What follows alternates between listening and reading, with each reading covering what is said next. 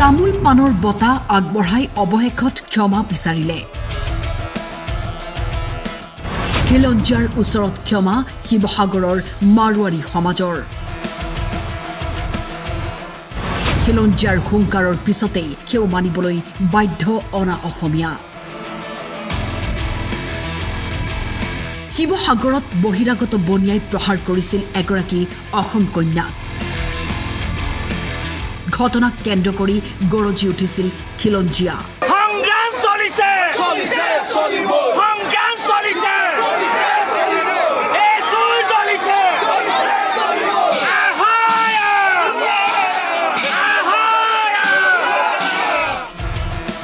সাব্যস্ত কৰিছিল উত্তাল প্ৰতিবাদ অসমৰ অসমীয়া মানুহৰ ওপৰত তেওঁলোকে সন্ত্ৰাস সৃষ্টি কৰিছে আজি তাৰিখৰ পৰা অসমত আৰু অনা অসমীয়া সংগঠন কৰিব নোৱাৰিব অসমত আছে অসমৰ খিলঞ্জীয়া জাতীয় জনগোষ্ঠীয় দল সংগঠনসমূহৰ লগত অসমৰ উত্তৰণৰ কাৰণে ঐক্যবদ্ধভাৱে কাম কৰিব লাগিব গতিকে আমাৰ স্পষ্ট কথা অনা অসমীয়াৰ দপদপনি শিৱসাগৰত কোনো কাৰণতে চলিবলৈ দিয়া নহ'ব ৩০টাকৈ দল সংগঠনৰ লগতে হাজাৰ হাজাৰ খিলঞ্জীয়াই কৰিছিল তীব্ৰ প্ৰতিবাদ অনা অসমীয়াৰ দপদপনি শিৱসাগৰত কোনো কাৰণতে চলিবলৈ দিয়া নহ'ব প্ৰতিবাদকাৰীয়ে দিছিল হুংকাৰ অসমত অনা অসমীয়াৰ দাদাগিৰি নচলিব বহিৰাগতৰ দপদপনি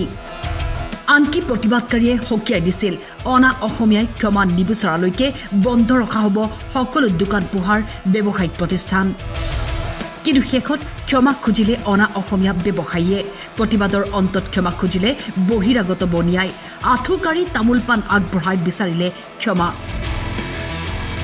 বৃহত্তৰ মাৰোৱাৰী সমাজৰ হৈ ক্ষমা খুজিলে ব্যৱসায়ীসকলে মন্ত্ৰী ৰণোজ পেগুৰ উপস্থিতিত অনুষ্ঠিত হোৱা দল সংগঠনৰ বৈঠকত সদৌ-শেষত মাৰোৱাৰী সমাজৰ ক্ষমা প্ৰাৰ্থনা শিৱসাগৰ চহৰত জিনি দাস নামৰ এগৰাকী ছোৱালীৰ ওপৰত শাৰীৰিক আতিশয্য হৈছিল দুজন ব্যক্তিয়ে আতিশয্য কৰিছিল দুইজন ব্যৱসায়ী আছিল আৰু দুইজন মাৰোৱাৰী সম্প্ৰদায়ৰ আছিল এই ঘটনাটোক লৈ শিৱসাগৰ চহৰখনত এটা উত্তেজনা হয় আৰু পৰৱৰ্তী পৰ্যায়ত শিৱসাগৰৰ দল সংগঠনসমূহে ইয়াৰ ব্যৱসায়ী সমাজক মাৰোৱাৰী সমাজক এক আলোচনালৈ মাতিছিল কিন্তু সেই আলোচনাত কম সংখ্যক লোক ব্যৱসায়ী প্ৰতিষ্ঠানসমূহৰ পৰা কম সংখ্যক লোক উপস্থিত হোৱাত ৰাইজ আৰু ক্ষোভিত হয়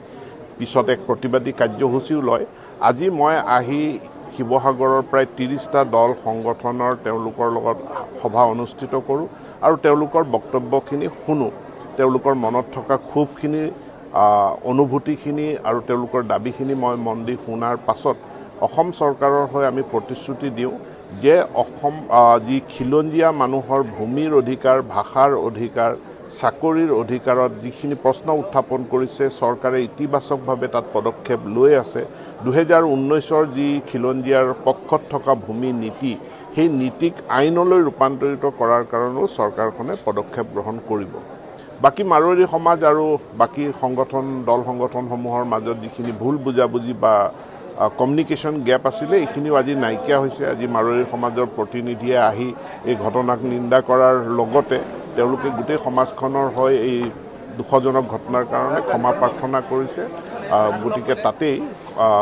গোটেই বিবাদটোৰ এটা পৰিসমাপ্তি ঘটিছে শিৱসাগৰত বহিৰাগতৰ গুণ্ডামি নচলিব অসমত বহিৰাগতৰ গুণ্ডামি নচলিব আৰু এই কথাটো ইতিমধ্যে অসমৰ শিৱসাগৰবাসী ৰাইজে ইতিমধ্যে প্ৰতিষ্ঠা কৰিছে আজি স্বতঃস্ফূৰ্তভাৱে শিৱসাগৰবাসী ৰাইজ ওলাই আহিছে মাত্ৰ এটাই কথা ক'বলৈ যে অসমত কেৱল অসমীয়াৰ প্ৰভুত্ব থাকিব লাগিব কোনো বহিৰাগত কোনো বিদেশীৰ অসমত কোনো ধৰণৰ প্ৰভুত্ব থাকিব নোৱাৰিব তেওঁলোকে কোনো ধৰণৰ আচলতে অসমীয়াৰ ওপৰত অত্যাচাৰ চলাব নোৱাৰিব এই কথাটো স্পষ্ট কৰিবলৈ আজি শিৱসাগৰবাসী ৰাইজ ওলাই আহিছে আমি দেখা পাইছোঁ শেহতীয়াকৈ যে বিভিন্ন সময়ত বিভিন্ন ধৰণে অসমীয়া ৰাইজৰ অত্যাচাৰ চলোৱা হৈছে অসমীয়া এগৰাকী নাবালিকা ছোৱালীক ৰাজপথৰ মাজত শ্লীলতা হানি কৰা হৈছে মাৰপিট কৰা হৈছে আৰু তেখেতক সামাজিকভাৱে অপদস্থ কৰা হৈছে আৰু তাৰ পাছত অসমবাসী ৰাইজে মনে মনে বহি নাথাকে বহিৰাগত আগ্ৰাসনৰ বিৰুদ্ধে অসমবাসী ৰাইজে মনে মনে বহি নাথাকে তাৰ আজি প্ৰতিফলন কিন্তু শিৱসাগৰত আমি দেখিবলৈ পাইছোঁ আৰু এটা কথা স্পষ্ট কৰি কওঁ আজিৰ তাৰিখৰ পৰা শিৱসাগৰৰ পৰা আৰম্ভ হোৱা যি আন্দোলন শিৱসাগৰৰ পৰা আৰম্ভ হোৱা যি প্ৰতিবাদ প্ৰতিবাদৰ বীজ সমগ্ৰ অসমতে সুপৰি ইয়াৰ যি ধাৰণা ইয়াৰ যি চেতনা এই সকলো বিয়পি পৰিব বুলি স্পষ্ট কৰিছে শিৱসাগৰৰ পৰা সঞ্জয় পাৰিকৰ ৰিপৰ্ট টাইম 8